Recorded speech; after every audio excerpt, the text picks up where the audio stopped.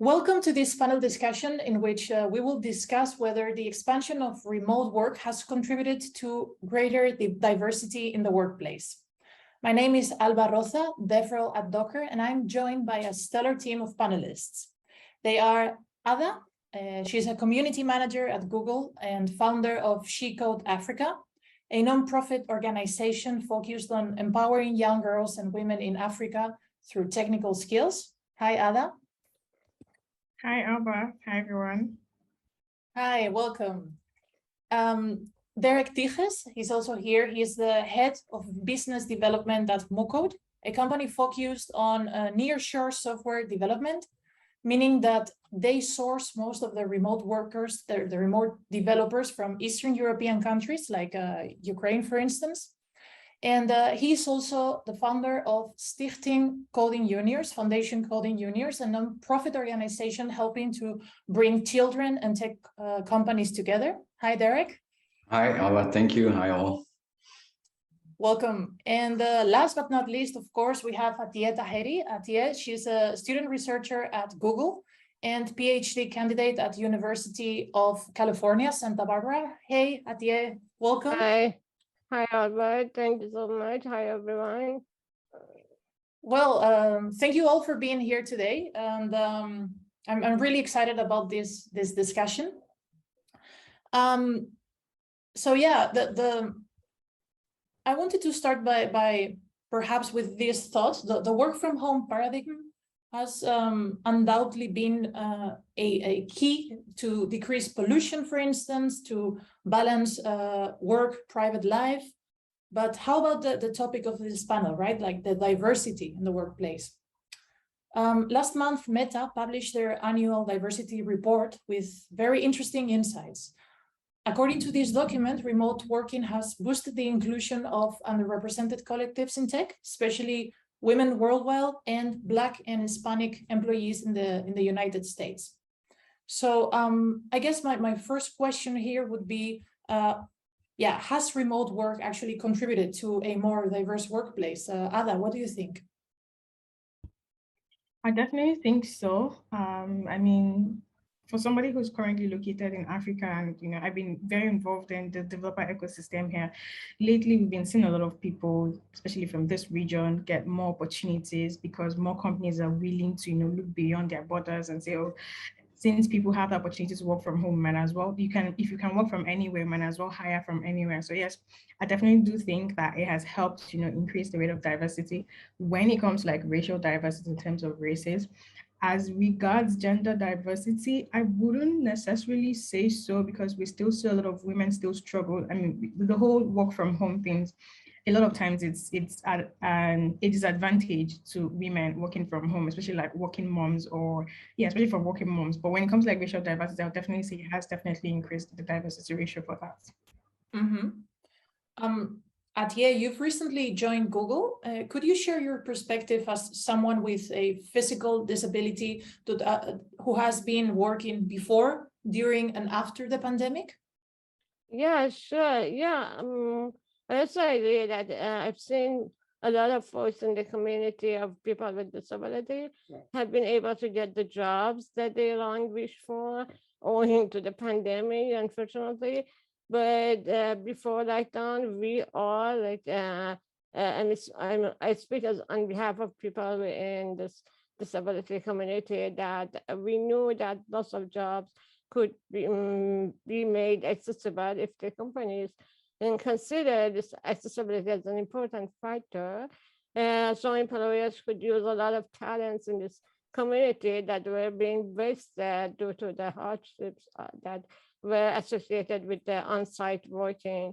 And this is disappointing that it took a pandemic to receive those benefits. And I can say not having the obligations to commute to work every day and having all the interactions virtually with a lot of advancement in the technology that made this possible has opened up a range of jobs that they can conduct from home. Yeah. In your experience, have you seen more professionals with physical disabilities working since the pandemic? Yeah, actually, I've seen a lot of like, and I know a lot of folks in this community that I've seen that they could get the jobs they wanted, and they, I mean, because of this like remote workforce, they can now easily work from home, and that doesn't have any like challenges for them as it had before the pandemic. Yeah. Right, right. And Derek, you work in an Amsterdam-based company that you nearshore developers from Eastern European countries. Would you describe the developers from the last couple of years any differently from the years before? Has this persona changed, shifted? Yes, it has. But unfortunately, people have been hiding more. So developers were able to hide more because of the remote locations where they are. But also companies, and this is, I think it's still from the whole pandemic had made everyone work remote, but also made companies hide more behind the technology. So companies that should have had more diversity were hiding behind the technology and just kind of disappeared a bit. Mm-hmm. It's not really answering your question, but this is something I really would like to say, because the companies are also hiding behind technology. Like they should become more diverse and they just disappear. It's right. Yeah. Okay, and so has the demand for these contractors increased, leading to growing international teams at least? Yes, absolutely. Yeah, a lot. People look abroad and see what's happening. Apart from the war, of course, people look abroad, hire internationally, because remote work is now easy. You don't have to facilitate as a company remote work. It's just there already. People have all the facilities in place. Right. Yeah. Ada, I saw you nodding. I don't know if you want to add something there. What's your opinion here? No, I was just agreeing to everything that he has said. There's nothing else. Okay. I thought perhaps you had something to add on top of that. So okay, so moving forward, what do you think would happen if we end up getting back to the previous office-based model? Are we going to be able to keep up with these good numbers that we are sort of achieving in regards to diversity? Who wants to answer? Okay, I could go first. Sure. I think that it might create some sort of challenge, because first off, there's no one who has gone through the pandemic that has the same mindset as before the pandemic. Many people are beginning to, turn down requests to return back to office. And I feel like if companies try to enforce things like this, there might be a shift in things, in sense that first off, people now have the choice to choose, okay, do I want to do this or not? So even if those companies are looking to, say, for example, they're trying to hire and be more diverse, you see more applicants, you see more candidates turning down offers like this. So yes, it's definitely going to affect whatsoever company is trying to like improve on diversity, except maybe you're offering like better perks than what they're currently like facing or what they're currently having. So yeah, I think it's definitely going to affect it a whole lot, not just a little, a whole lot. It's definitely going to affect it. There are some solutions, but I guess that maybe along the course of this conversation we will touch on that. But I feel like it's definitely going to affect it. Anyone else wants to say something about this? Yeah, I want to say something. I mean, I agree with Ada that it would be a lot of challenges on the way, but the other, one side note that I can say was, this pandemic, this remote working was a lot more eye-opening for the leaders in the companies to know that they can make those changes if they want to. And that was something that I wanted to mention. I mean, at least they are aware that this is something that's possible if they decide to do that. So yeah, starting from there, of course, yeah. And I was also wondering, like, we all know that, of course, remote working has a lot of benefits and advantages, like the ones that we've been mentioning so far. But is it all positive, this model for any underrepresented collective in tech, or does this remote working has any flaws? What do you think about this?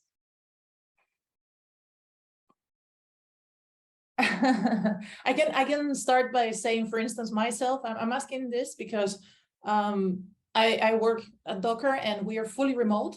And for me, it's a bit challenging sometimes as a social person that I consider myself, you know, these water cooler talks, these moments in which you can share like, hey, what did you do this weekend or something like that, right? So what are your views regarding this?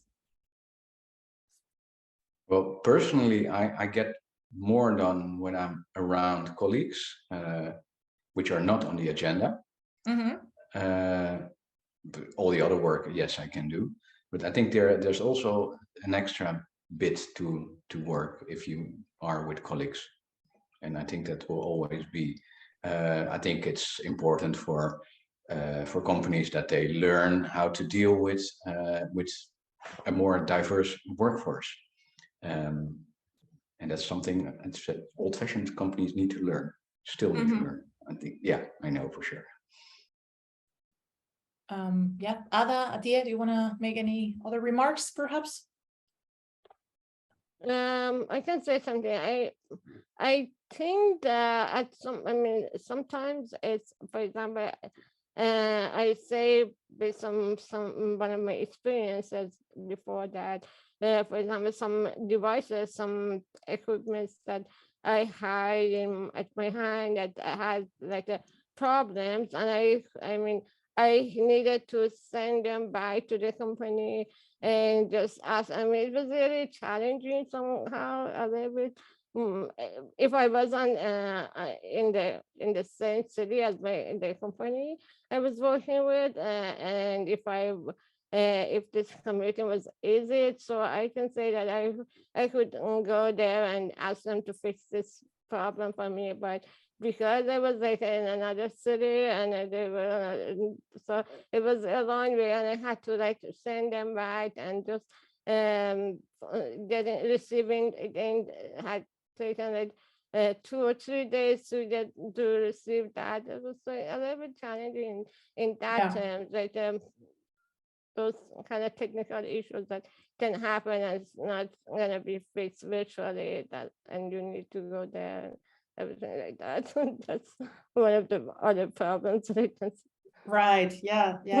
That's why I was asking, you know, like, of course, remote makes things easier for everyone, I guess, but there are also, I guess, challenges to even smaller challengers perhaps, but it can be a big thing for some of us, right?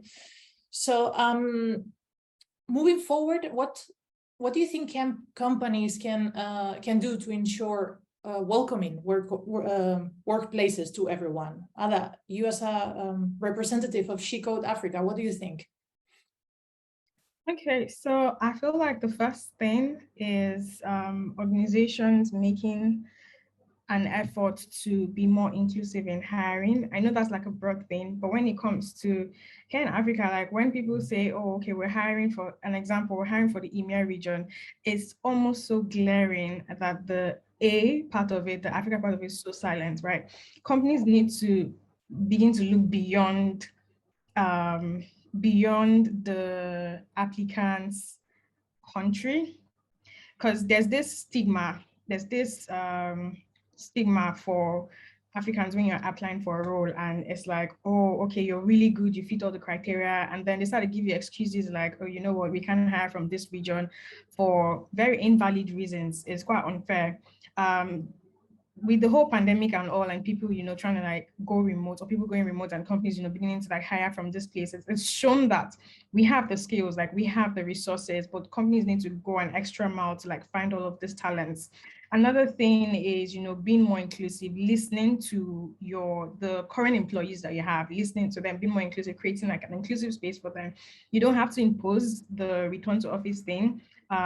There are people who have, I wouldn't want to say like perfected their lifestyle around, you know, working from home. But there are people who have created a very good sync. Let's imagine someone who is, who has a family, who's a working mom. I'm going to use a lady because yeah, she could have as a female-focused community. A working mom who has built her new schedule around this, but she's also delivering. And then you try to enforce the return to office thing, and then it's like you're disrupting an entire schedule that has taken almost 2 years to recreate. Then there's also the part about some companies trying to get new employees, and then make them work from the office, and maybe sometimes you have to handle relocation and all. And that's also another thing. If you're providing opportunities like this, I feel like those are perks, but down here, that these are also opportunities for these talents to grow and move beyond their current scenario, their current situation. So if you're providing perks like that, that's very, very encouraging for anybody to say that, what I want, I think that this might be exciting for me to go back. But yeah, those are those things. Well, those are very, very interesting. And Atieh, what do you think for motor impairment folks? Like, what are what should companies do in order to make more welcoming spaces for your group? I think having a representative in the company, in every company, to represent what they need, what are the needs of this community would be great. I mean, hiring more people with disabilities, with motor impairments would be good, but having leaders who are in charge of making decisions would be different. I mean, having them with having leaders with different types of disabilities that can represent these people could really make the business succeed, I can say. And I think it is an important thing to have. And all of us as in this community wish to have some people to represent us, and to try to address the needs that we have to accommodate them. And that's something that I can add. Makes sense, yeah. And Derek, how about an international workforce? If the business allows an international workforce, I think it should be part of the standard protocol of a company. Absolutely. And what can a company do in order to ensure this, in order to create a more international and a more diverse, in that sense, workforce? Well, it would be interesting, like Ada was saying, if you're looking to hire someone in the EMEA region, perhaps start with your employer branding and recruiting campaign on, let's say, LinkedIn or whatever, with the Africa part. So target people that you are willing to hire in the African region, but also ask people locally, let's say Ada, from communities, how can we attract the people from other regions and make them interested in working for an international company? How do we, like Mokot, how do we make people from Ukraine or from Romania or from Serbia interested in working for a Dutch company? Why would they do that instead of the other way around? Like, we are a Dutch company, why would you hire a Ukrainian workforce? Think the other way around. Ask, how can we make the workforce work for us, and how, as a company, how can we be attractive? I think, Ada, am I right about this? Yes, absolutely. 100%. Right, and unfortunately, we're running out of time, so I'm gonna ask the last question. Can each of you please share some tips for underrepresented candidates looking for a job in tech right now? So the previous question was like, what can companies do? And now we're asking, like, what can individuals do to or what are the tips? What are some things that they can follow, some tips that they can follow in order to find a nice job? Okay, I can go first. I would say on my end for talents trying to get like better opportunities is be able to like spotlight yourself, participate in events like this, where you get to interact with people from other regions as well. It's not just about maybe like trying to pitch yourself to the organizations or company that you're hiring, but also get a hang of what the ecosystem in that region is about, just so that say for example, if you're a developer, just so that you're in touch with maybe the dev trends or the tech trends that are ongoing in that particular region, and so that you can be able to sell yourself. Try to like connect more. There are different opportunities aside from conferences like this. There are also other opportunities or other ways you can contribute to open source. That is like actually a very good way, because you're spotlighting your skills and you're also spotlighting your portfolio as well. That's those two ways. Then another thing is it still boils down to like conference part, but putting yourself out there, talking about what you're doing, just so that you get people to also advocate for you in internal spaces. But those three things are like speaking at conferences or attending conferences, getting a hang of the ecosystem in that region that you're interested in, contributing to like open source projects in multiple organizations, or maybe the organization that you're interested in, and then also talking about the things that you're doing maybe on your social media platform, just like sharing your skills and the impacts that you're creating, because that's an easy way to like get highlighted, like, oh, this person is doing amazing. Those are the tips that I have. I don't know if Derek and Atieh, you still have some tips left, because Ada, I think she covered all of them. Wow, that was totally everything. Yeah, everything that I said, and I can say that like from like the perspective of someone who has a disability, I can say with this remote working, with this every conference and everything has become like a remote, and you can participate in a lot of virtual events easily. I mean, from home, and you don't need to go there and be there. You can like interact with people. If it's hard for you to like participate in person, this is a chance. This is the opportunity that came with this pandemic to remotely attend a lot of events and just interact with lots of people, and having no shame also in saying about your if you have because people we as this disability community, we might need reasonable accommodations, and it doesn't matter if you can there are laws that support you, and you don't need to have like a shame in saying that, and just so you can get those accommodations. Yeah, that's something. Yeah. Very nice tips as well. Derek, do you want to add something? Well, no, Ada said everything. I figured it was pretty much covered. Well, so yeah, this seems like the end. So yeah, Ada, Atieh, and Derek, thank you so much. It's been a real pleasure getting to know your insightful views here today. And yeah, a pleasure having you around. Thank you so much. Thank you for having me. And it was good to meet you, Derek and Atieh, as well. And thank you, everyone. Yeah, everyone. Thank you. Thank you so much. It was really a great pleasure to meet you all. And you, Docker community, I hope you have enjoyed this panel as much as I have. And but you can stay around and keep enjoying our community all hands. Thank you so much.